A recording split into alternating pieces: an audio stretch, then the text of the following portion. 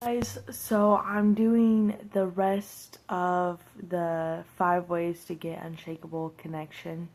I did the first one, which was co-regulation, and now I'm doing the rest.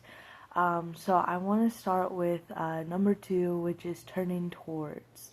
So turning towards is when your partner makes a bid for connection, you engage with them. And a bid could be anything, any attempt that is big or small, nonverbal or verbal, that is asking for attention, emotional engagement, affection, or intimacy. And like, to give an example, it's like, hey, look over there, and you look and you're like, oh wow, like, that's a bid for connection, and that's a turning towards response. Doing these little small things, it builds connection, trust, and intimacy. The Gottman research says that happy couples turn towards each other 86% of the time, and turning towards is also seen as something called emotional deposits. Um, the Gottmans also say that in times of struggle, like when you're having an argument, you need at least 5 positive reactions for every one negative interaction. This could be like touching their thigh and holding your hand, or reaching your hand out, or making a joke, or giving a compliment, or giving validation. And then for thriving in good times, it needs to be every 20 for one negative interaction. Now, you don't have to sit there and do mental math. Like, you can just say, I'm gonna put as much positivity into this as I can so we can check it out for a rainy day and build up your emotional bank account.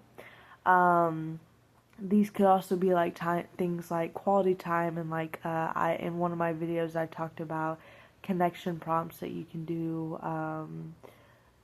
given to me by Jordan Blue, that you can do once a day in your evening. We do ours as bedtime routine, and just putting in those quality time deposits, or carving out like 15 minutes just to sit and talk to your partner every day, talk about the long version of your days, and all the emotions you're going through, and really just carving out quality time. Emotional deposits can look like turning towards your partner when they make a bid for connection. It could be appreciation, validation, physical affection, asking curious questions, putting away your phone, reaching a hand out, inside jokes, listening, and hang on, I have more. Your daily check-ins and reassurance. Repairing missteps. Now, missteps are gonna happen. Ruptures is a part of relationships. It's a dance between disconnection and reconnecting. And if you ever watch people like ballroom dancing, like they disconnect and then they beautifully come back together. And that's what relationships are. So repairing your missteps is important, and repairing them quickly. Responding to small favors, uh, like someone asking, like, can you get me a towel? And then you go get a towel. And support when stressed, cuddles, I love yous and I miss yous. Those are all emotional deposits. And you want to be doing that often and free flowing and as much as possible. Withdrawals is like turning away or turning against. So like if they say, look at that, you're like, oh, I'm busy, or look at that, and it's like, oh, you're so annoying. Those are examples of turning away and turning against. Criticizing, not responding to vulnerable text, calling names, rejecting reach for affection, slamming doors, looking at your phone while your partner shares, breaking the couple bubble packs, not helping, all those things. Those can be withdrawals from your emotional bank account. And it talks about, John Gottman has a quote that says, most relationships don't end in an explosion, they die by 1,000 paper cuts. So it's all these little interactions that you're missing, and you're turning away and you're turning against, and it's really important that you're turning towards as much as possible. Sexual currency is the third one that I want to talk about. Sexual currency isn't about transactions, but rather small emotional and physical exchanges that keep both partners feeling desired, valued, and connected. It's in a mutual investment into the erotic connection that you have, the connection that sets you apart from like friends and family, like just being intimate together. Examples look like playful touching, lingering kiss and eye contact, texting something flirty, whispering something intimate, saying, "Wow, you look so hot." All these are pretty normal in the beginning of a relationship. Is part of what defines your relationship as romantic. As time goes on, talks about bills and kids and chores and all that stuff kind of competes for your sexual currency, and you're turning towards, and you get so wrapped up in it. But it takes effort, but the effort of worth it, because it keeps your relationship feeling alive and rewarding. There should be a flow of these exchanges. You should always be simmering, because 85% of women have a responsive desire. A responsive desire just means that you don't walk around thinking about sex, that the conditions have to be right. There has to be an input for there to be an output. And if you have free-flowing sexual currency without expectations, then it sets the mood for there being easier intimacy. And there's not like this high pressure on like the one time that you show interest, out of the whole week. Instead, you're like kind of building up, and you're just always simmering at like 70%.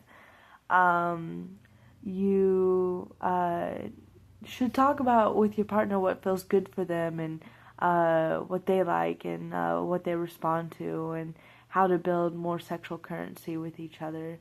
And I think it will be very rewarding. The fifth one is cherishing your partner. Now, all these could be a longer video, but I'm just sharing them quickly. Cherishing isn't a feeling, it's a practice that you practice every day. Stan Tatkin talks a lot about this. He has a book, Wired for Love.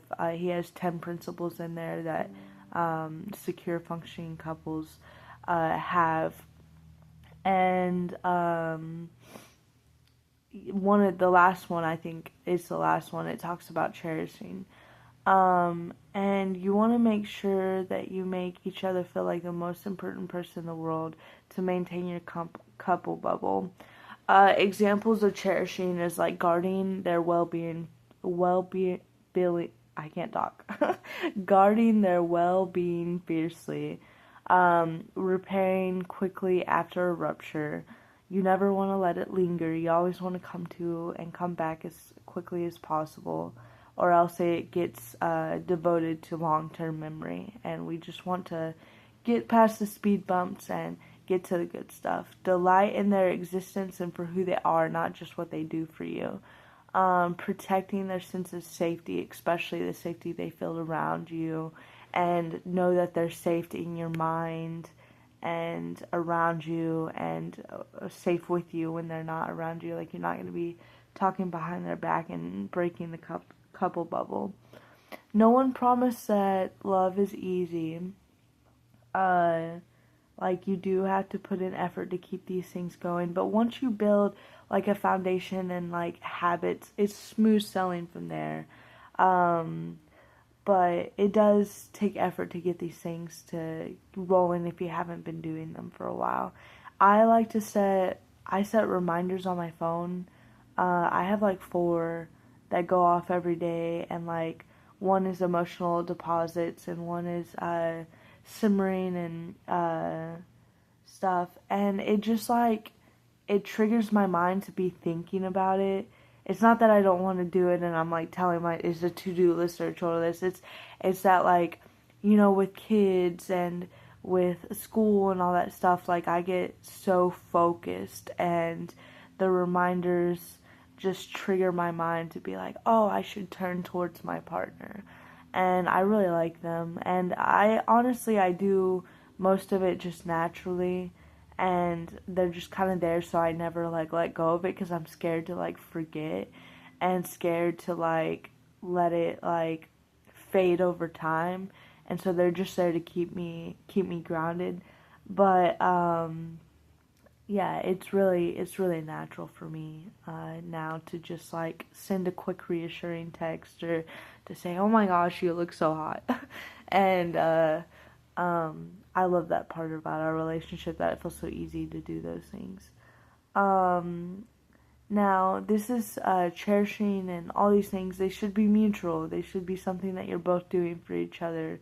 Um, if it was one-sided, it wouldn't feel so great. So, talk with your partner about how you can bring these things, these aspects back into your relationship like you had in the beginning, and you will definitely feel more connection and more alive. And I wish y'all good luck, and until next time.